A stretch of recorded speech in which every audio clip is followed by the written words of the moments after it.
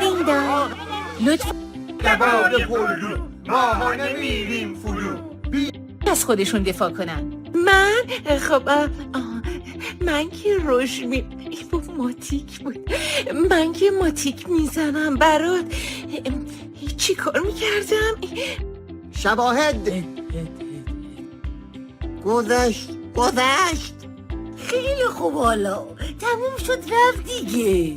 بابا گذشت ایستگاه رو میگم باید پیاده میشدیم مرد بعدش خوش گذشت دنبال یه قرون دوزار جیبتونین نفتش رو وقف کنین بره تو روح مرحومه مغفوره معصومه تعالی گران.